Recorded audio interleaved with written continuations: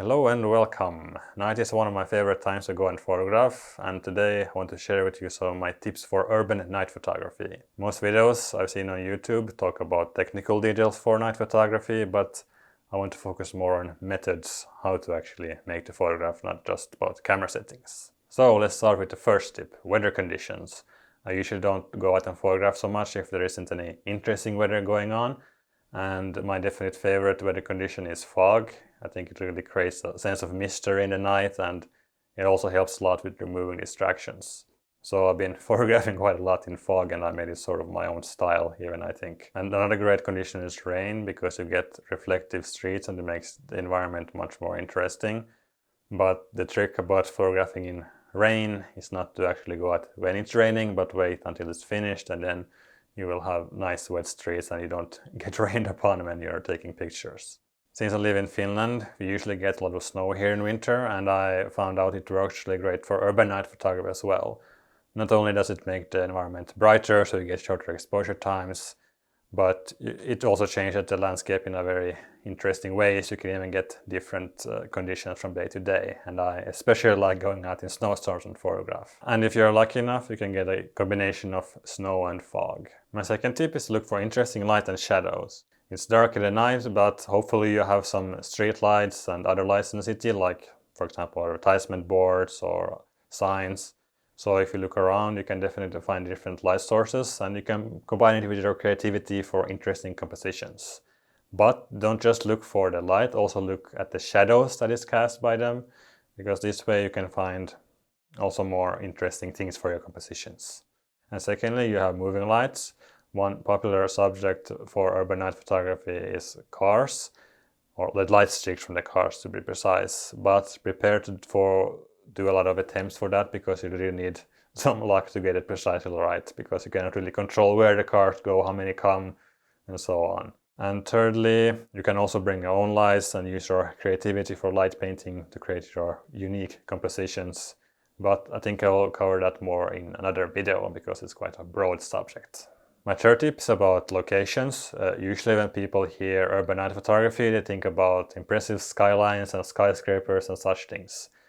But I have a very different approach to urban night photography, because I live in Finland in a small city, so I have no skyscrapers. And really impressive skylines maybe if I really force it. My approach goes out about really looking around in unusual places, trying to find interesting buildings, combinations of buildings and lights and such things. So one thing you can do, for example, if you live in an older city, is to go to the older parts. Like usually they are built in a very classically, aesthetically pleasing way, and also not just the buildings but the whole street layout. So that's one good place to start. But nowadays I'm more into going to the, let's say, glass, concrete and steel places with more modern architecture.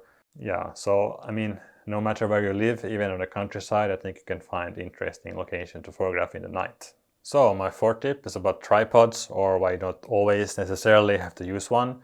Now you might think it's night, so you need to use a lot of long exposures, but that's not always the case. You can find really bright lights in the city, lights that are bright enough for handhelding, and also if you have a modern camera, you probably have at least a lens stabilizer, maybe an internal stabilizer, so it allows for much longer handheld shutter times. And also if you have lots of bright lights, signs for example, it might be good to underexpose a little bit, so you preserve the details and the colors in those.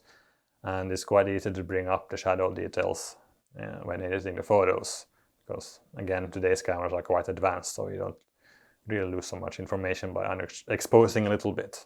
As I mentioned earlier, in winter the environment becomes much brighter, so you don't always have to use a tripod in winter, and especially in a snowstorm, I'd say you shouldn't use one, because it really slows you down in a snowstorm and using a tripod, because it's better to move around a little bit more.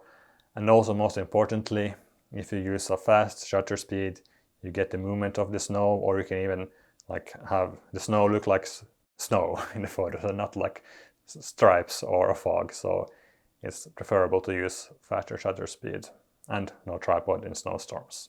My fifth tip is about adding an extra element to your photo to make your composition a bit more interesting. For example, it can be a lone person that happens to walk through your frame, Usually when I go out and photograph, it's the middle of the night, so there are no people around.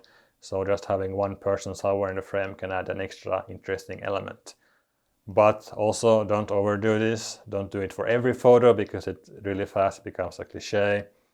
And also don't make this person or element or whatever the main thing, like have it as one extra detail in your composition, especially if you're trying to make your photos like in a landscape style. If there are no people around, well, then you can also experiment by adding yourself into the frame as a subject. Or if you happen to have something else, I usually move around with a bicycle in the night, so sometimes I make photos with the bicycle to add some interest to the photo, or just to take a cool photo of my bicycle. I also have one bonus tip, which is about transportation or how you move around the city. My preferred method of moving between my locations is with a bicycle, because it really allows me to move freely and fast. I can move to, like, go to narrow streets, up hills, parks. Really is no limitation for that. And also it allows me to move really quickly and easily between the locations. For example, if there's some interesting weather condition going on, like fog, I can move between my locations that I have scouted out beforehand. So it's a really convenient way of moving around. Now, maybe it doesn't work for you in your city to use a bicycle, but it's good to have some kind of way of moving yourself easily and safely between your locations. I hope you found this video helpful. If so, and if you would like to see more videos like this, then please subscribe. Thank you for watching and see you next time.